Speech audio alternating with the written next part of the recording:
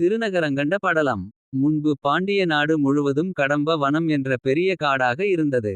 அதன் அருகில் மணவூர் என்ற நகரை குலசேகர பாண்டியன் என்ற மன்னன் ஆட்சி செய்து வந்தான். ஒருநாள் தனஞ்செயன் என்ற வணிகன் தன் வியாபாரத்தை முடித்துக்கொண்டு காட்டின் வழியாக இரவில் வந்து கொண்டிருந்தான். இருட்டில் பயந்து சிவன் நினைவில் நடந்தபோது ஒரு இடத்தில் மட்டும் பெரிய வெளிச்சம் தெரிந்தது. அங்கு சென்று பார்த்த தனஞ்செயன் ஆச்சரியப்பட்டான். அங்கே வெள்ளை யானைகள் தாங்கி நிற்கும் ஒரு அழகிய விமானத்தின் கீழ் சிவலிங்கம் ஒன்று இருந்தது. அதுதான் முதல் கதையில் இந்திரன் வணங்கி சாபம் தீர்த்த லிங்கம். அந்த நேரத்தில் வானத்திலிருந்து தேவர்கள் அனைவரும் வந்து அந்தச் சிவலிங்கத்திற்கு பூஜை செய்து பொற்றாமரை குளத்திலிருந்து பூப்பறித்து வழிபட்டனர்.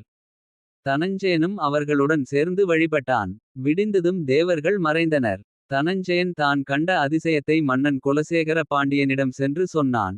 மன்னன் இரவில் உறங்கும்போது சிவபெருமான் அவன் கனவில் தோன்றி நீ தனஞ்செயன் கண்ட இடத்தில் நம் கோவிலை நடுவில் வைத்து ஒரு அழகிய நகரத்தைக் கட்டு என்று கட்டளையிட்டார். மன்னன் உடனே காட்டுக்குச் சென்று சிவபெருமான் கூறிய இடத்தில் கோவில் கட்டும் பணியைத் தொடங்கினான். அந்தக் கோவிலைச் சுற்றிலும் பெரிய வீதிகளையும் வீடுகளையும் மாளிகைகளையும் அமைத்து ஒரு புதிய நகரத்தை உருவாக்கினான். நகரை கட்டி முடித்ததும் சிவபெருமான் மகிழ்ந்து தன் தலையிலணிந்திருந்த சந்திரனின் ஒரு சிறுபகுதியினொளியை அந்த புதிய நகரின் மீது வீசினார். அதனால் அந்த நகர் மிகவும் ஒளி பொருந்தியதாகவும் இனிமையாகவும் மாறியது. மதுரம் என்றால் இனிமை என்று பொருள். அந்தினிமையான நகரத்தை எல்லோரும் மதுரை என்று அழைக்க ஆரம்பித்தார்கள்.